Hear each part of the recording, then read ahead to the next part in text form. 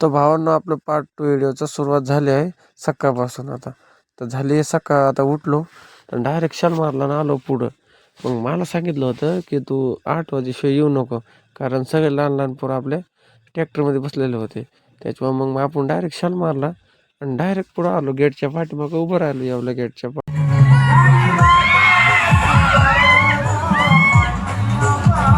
मस्त येवला रोडच्या पुढे निघालो. मस्त चहा पाणी घेतलं. मग डायरेक्ट शेल मारला तर थोडं पुढं आलो तर मला दिंडी सापडली.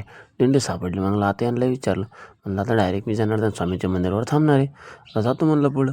मग डायरेक्ट असं घुसलं ओव्हरटेकला यांना. पण ओव्हरटेक काय होऊन द्या ना मला गाडीवाल्याने. मग काय केलं ओव्हरटेक केल्यानंतर म्हणलं आता डायरेक्ट जनार्दन स्वामीच्या मंदिरावर जाऊन थांब म्हणलं, दर्शन करू यांच्या. सध्याला ओव्हरटेक केलं. मग डायरेक्ट महाराजाच्या मंदिरावर मग दर्शन घेतलं.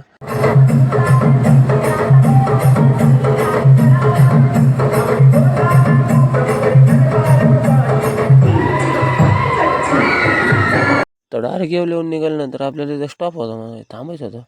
मग त्याच्यात इथं बंद पडलेला ऑटो दिसला. मग उतरलं पोरा ट्रॅक्टरमधून खाली.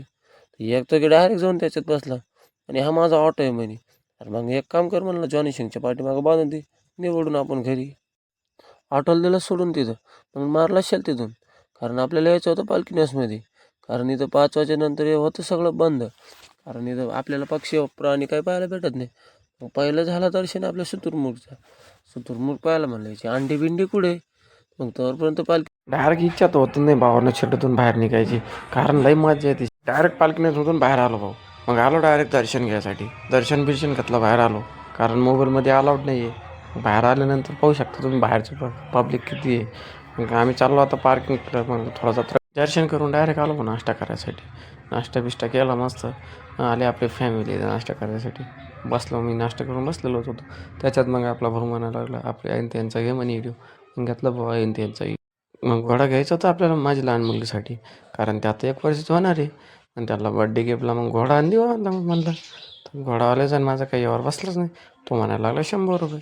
त्याला बोललो मी देईल 50 रुपये. तो काय म्हणे नाही म्हणे 100 शिवाय देणार नाही. म्हटलं मलाही मग 50 रुपयाचं द्यायचं असेल तर दे. तर मीही घेत नाही. मग घोडावाल्याचं आपलं काही पटलं नाही. मग आलो आपण इकडं दुकानात फिरायसाठी. मग भावाला घ्यायचा होता गॉगल. त्याला म्हणलं तू गॉगल घे, तर मी दुकान फिरतो म्हणलं. दुकान किती छान आहे मित्रांनो, पाहू शकता तुम्ही. गॉगल घेऊन नंतर आलो इकडं. तर पाहिलं तर काकीनं लय मोठा बॅग घेतला होता. काकीला विचारलं, म्हणलं काकी याच्यात काय पैसे भरून आणले काय करून, एवढं जत्रा करायचं. काकी बोलली नाही रे म्हणे, असंच घेतलं आहे म्हणे, कधी फिरायला लागत म्हणे, फिरायला गेलं का म्हणे कपडे बाहेर लागत. म्हणलं चला आता आवडलं तर बसा ट्रॅक्टरमध्ये मग आपल्या. तुम्हाला व्हिडिओ जर आवडला असेल तर भावांनो, चॅनलला सबस्क्राईब जरूर करा, कारण तुम्ही जर सबस्क्राईब केलं तुम्हाला मोटिवेशन मिळतं. मग मी अजून व्हिडिओ काढणार चांगले.